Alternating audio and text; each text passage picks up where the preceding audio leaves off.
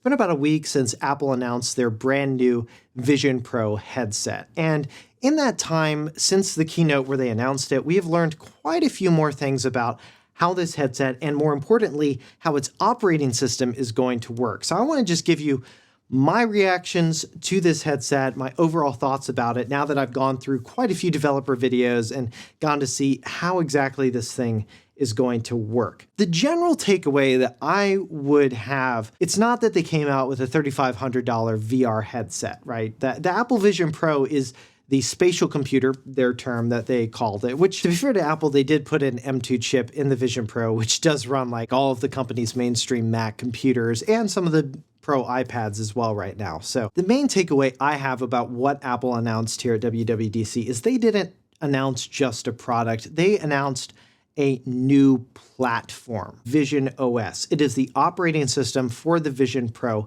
headset. It is built upon the building blocks of iOS and iPadOS, and then it's got a bunch of other stuff they stacked in on top to make the augmented reality experience work and work really well. One of the things that no company seems to have been able to do so far with augmented reality is create a headset that has enough high definition where it feels like you are actually viewing real life. This is called pass-through video. They just haven't been able to do it at a resolution crisp enough to fool you into thinking you don't have a headset on.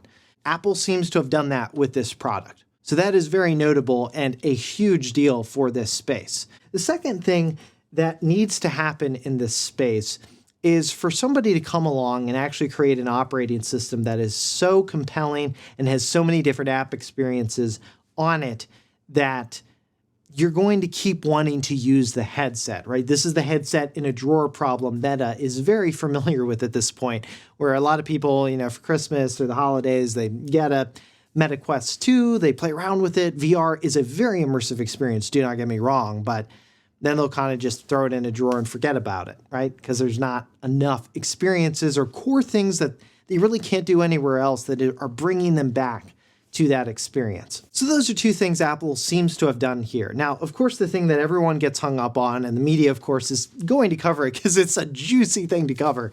How much does the thing cost?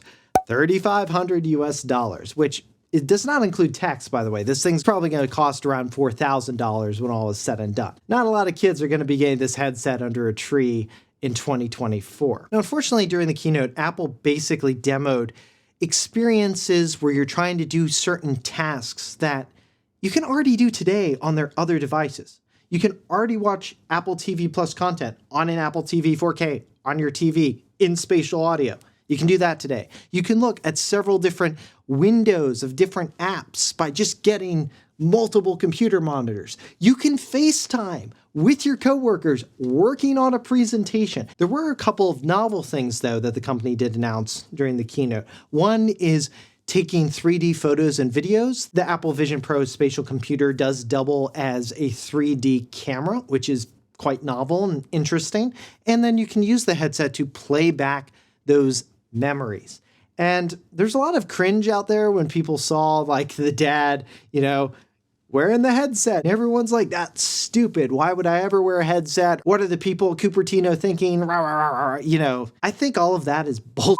You're not just watching Avatar in 3D, although the headset can do that too. And apparently it's very good, which actually could be the best compelling use case for 3D movies at home that we've had, because 3D televisions didn't take off, and for good reason. Imagine that level of immersion matched with your family photos and videos, right? You see your kids growing up and it feels like you're still there. Memories that you've had with them that you can relive that just feel much more real to you than they do in a 2D image. If Apple can actually make that incredible, the headset is not the only product they're going to be sticking a 3D camera on. So those are the things that Apple demoed in the keynote, and I think a lot of people may look at it and see, why would I spend $4,000 for a headset I gotta wear? It's got fans in it. It doesn't even, it's not cordless. You gotta plug it into an external battery pack that then you can plug that into a wall. And why would I deal with all this to get tasks done I can already do on my Mac, iPhone, iPad, etc.? It will not be successful. Nobody's going to put it on their face. It's dumb. blah.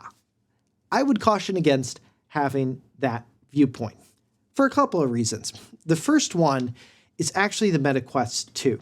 The two headsets are different, but the level of immersion that you get from an experience like the Meta Quest, which was my first VR headset that I've owned, until you put one of these headsets on and interact with 3D computer graphics, the only way you have been able to do that thus far is by touching a screen, either on your phone or on your tablet, or using a keyboard and mouse on your computer. It really is a transformative experience. Apple, in some of the videos that they showed after WWDC for developers, there are different ways you can actually interact with VisonOS and the windows you see, right? So you can actually pinch and move windows around in your environment. Now, the main way that you go around and select things that Apple showed is actually with your eyes. The headset has eye tracking in there. You can just look at the share button, for example, in an app.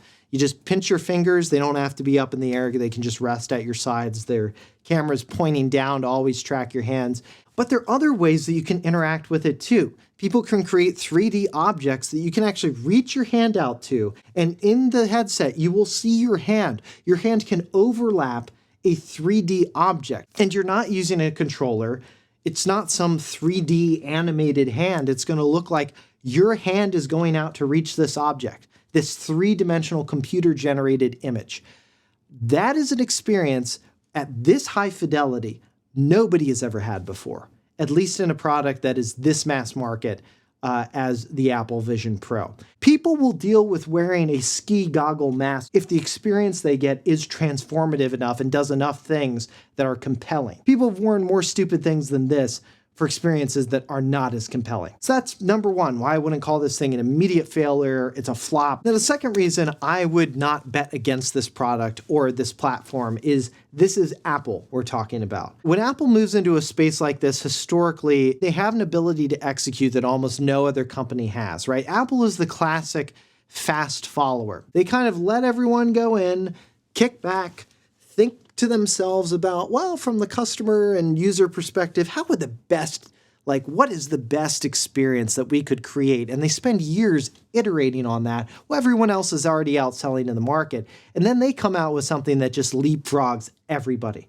Now, partially because they just have so much money, so much R&D experience, but they also just have a corporate structure and a history and talent of being able to do this repeatedly that almost no other company has. They've done it with the personal computer, with the iPod, the iPhone, the iPad, and then the Apple Watch. So that's why I think it would be pretty foolish to bet against Apple at this point. But I wouldn't go so far as to say this is automatically a success on day one either. I think it's going to take years for VisonOS and Apple's spatial computers to really take off. You know, it took years for the Apple Watch to put enough sensors and experiences in here to make it really compelling and something a lot of people can't live without. People are going to look at it, they're going to say, I can already do these tasks that you're showing me on your current Apple devices, even if it is a little bit different, it's a different experience.